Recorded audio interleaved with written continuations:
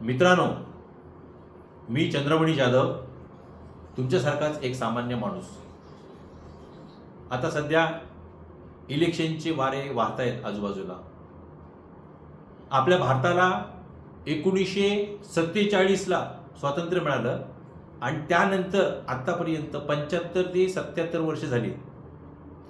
या 75 ते 77 वर्षामध्ये डॉक्टर बाबासाहेब आंबेडकरांनी संविधानामध्ये जी भारतीय परिवर्तनाची बीज रोवली होती ती भारताच्या कानाकोपऱ्यात पोहोचली.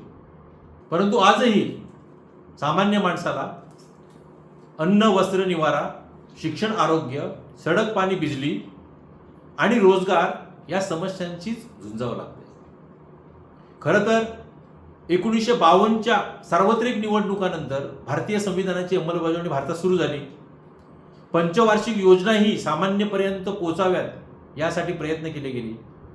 तरीही SC, ST, OBC, गरीब, शोषित, वंचित यांचे प्रश्न हे अन्न, वस्त्र, निवारा, शिक्षण, आरोग्य, सडक, पाणी, बिजली आणि रोजगार यापुरतेच मर्यादित झालेले आहेत.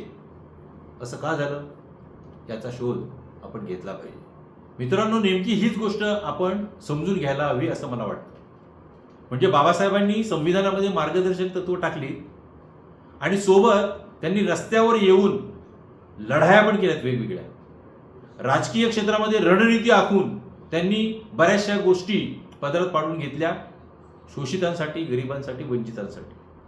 त्याच प्रकारे धार्मिक क्षेत्रामध्ये काही सत्याग्रह केले, सामाजिक क्षेत्रामध्ये काही सत्याग्रह केले, पत्रकारितेच्या क्षेत्रात, शिक्षण क्षेत्रात, सांस्कृतिक क्षेत्रात या सगळ्या क्षेत्रामध्ये त्यांनी वेगवेगळ्या पद्धतीनं भारतीयांना समजावून सांगण्याचा प्रयत्न केला की आपल्याला या दिशेने जायचं आहे. परंतु राज्यकर्त्यांनी त्यांच्याकडे कानाडोळा केला आणि त्यांच्या या सगळ्या शिकवणुकीकडे पाठ फिरवली. त्याच्यामुळे आजही आपले प्रश्न अन्न, वस्त्र, निवारा, शिक्षण, आरोग्य, सडक, पाणी, बिजली आणि रोजगार या भोवतीच फिरत आहेत. आपण त्याच्यापेक्षा वर थोडे देखील उठलेलं नाही. बास झालं हे सतत रडणं आणि बास झालं हे सतत मरणं.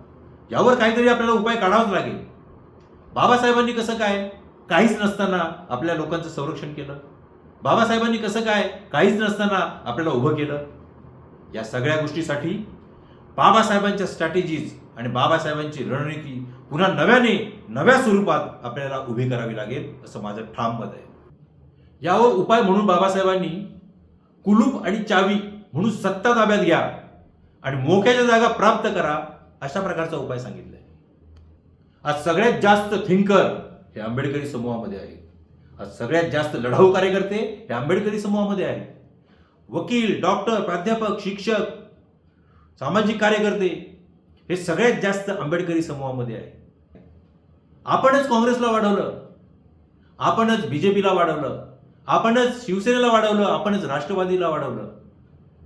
आपल्यामुळेच हे सगळे मोठे झाले. आपणच NGOना वाढवलं, आपणच संस्था, संघटनांना मोठं केलं. चला आता आपण आपल्याला मोठं करूया. आम्ही सातत्याने बघतोय बौद्धांच्या बाबतीत अस्पृश्यता पाळली जाते.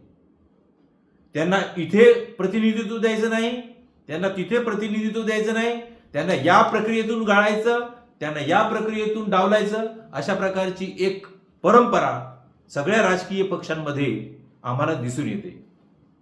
बौद्धांची महाराष्ट्रामध्ये एकूण लोकसंख्या जी आहे त्या लोकसंख्येच्या प्रमाणात गेल्या 75 वर्षामध्ये त्यांना जेवढं प्रतिनिधित्व मिळालं पाहिजे राजकीय तेवढं प्रतिनिधित्व मिळालंच नाही असा आमचा आरोप आहे.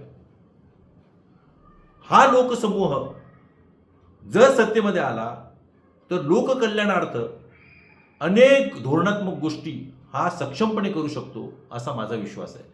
स्वातंत्र्याच्या 75 वर्षामध्ये एकही महाराष्ट्राचा मुख्यमंत्री बौद्ध झाला नाही.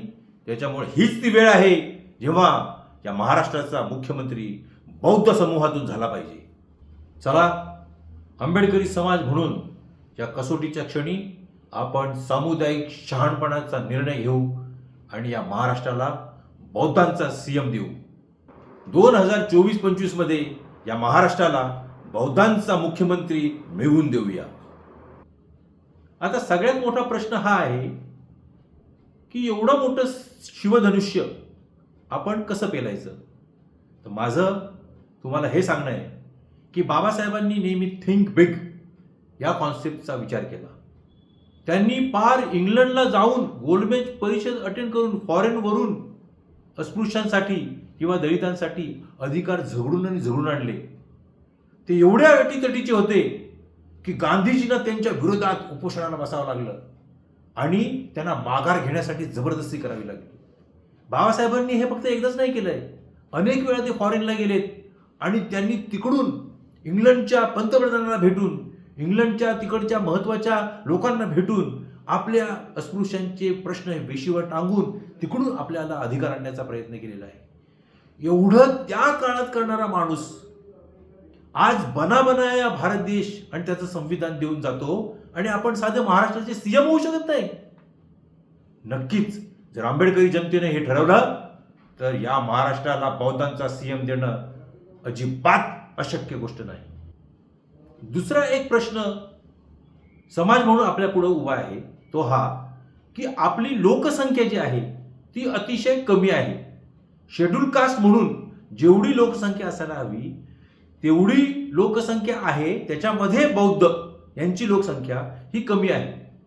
तर माझं याला उत्तर हे आहे की 100% भारतामध्ये 100% लोकसंख्या असलेल्या भारतामध्ये 3 ते 3.5% लोक जर या देशाचं नेतृत्व, या राज्यांचं नेतृत्व करू शकतात, ब्राह्मण लोक 3-3.5% असून सुद्धा या देशाचं नेतृत्व आणि राज्याच्या मुख्यमंत्र्याचं किंवा महत्वाच्या पदांचं नेतृत्व करू शकतात, तर बौद्ध समाज हा SC, ST, OBC, NT आणि VJNT यांचं नेतृत्व का करू शकत नाही?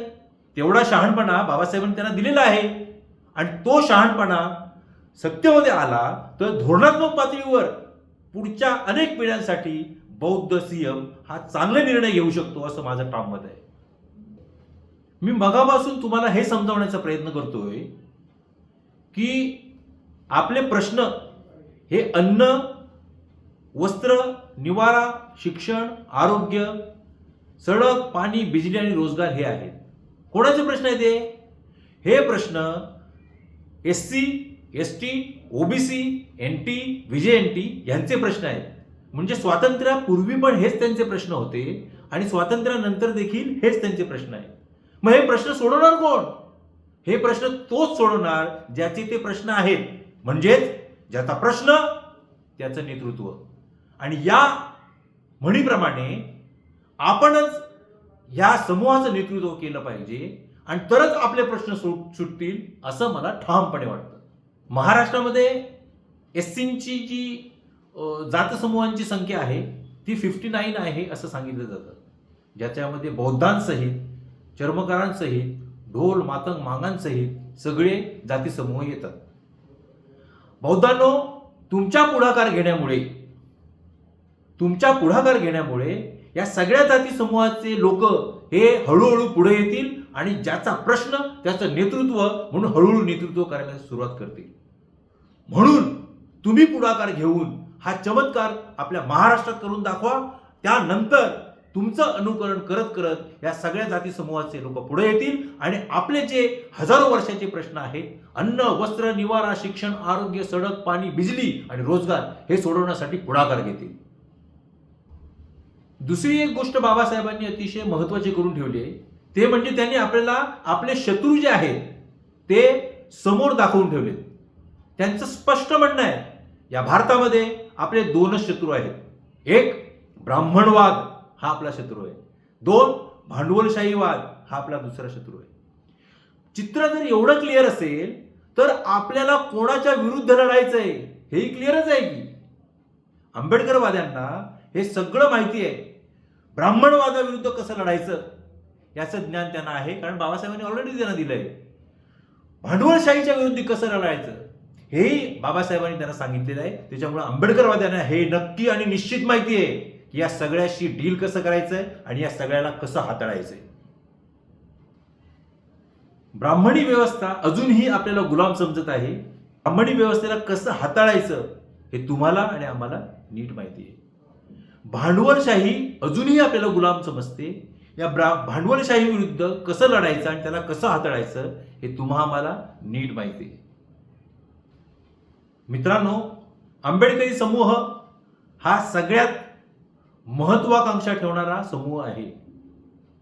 आंबेडकरी समूह हा मानव अधिकार जपणारा समूह आहे. आंबेडकरी समूह हा परोपकार करणारा समूह आहे. आंबेडकरी समूह हा सामाजिक न्याय जपणारा समूह आहे. आंबेडकरी समूह हा निर्णायक लढाई कोणती करायची आणि ती निर्णायक लढाई कशी जिंकायची ह्याची समज असणारा समूह आहे. आता आपल्या सगळ्यांसमोर हा मुद्दा आहे, हा प्रश्न आहे की आपला बौद्धांचा सीएम होणार कसा. तर माझं याच्यावर उत्तर हे आहे की जर महाराष्ट्राच्या राजकारणात महायुतीची सत्ता आली, बीजेपीची सत्ता आली, तर बीजेपीकडे आपण आग्रह धरला पाहिजे की सीएम आमचा बौद्धांचा असला पाहिजे. आणि जर काँग्रेसची सत्ता आली तर आपण आग्रह हा धरला पाहिजे की काँग्रेसच्या आतापर्यंतच्या इतिहासामध्ये त्यांनी जसा उदारमतवादाचा चेहरा दाखवला तसा यावेळी बौद्धांचा सीएम करून हाच उदारमतवादाचा चेहरा कंटिन्यू ठेवावा. मी या निमित्ताने आंबेडकरी समूहाला आवाहन करतो की आपण सगळ्यांनी मिळून या महाराष्ट्रापुरतं तरी कमीत कमी एक मोठी महत्वाकांक्षा ठेवूया आणि या महाराष्ट्राचा सीएम हा बौद्धांचा सीएम असावा यासाठी दृढ निश्चय करूया आणि ही परिस्थिती महाराष्ट्रात आणण्याचा ठामपणे निर्धार करूया. जय भीम.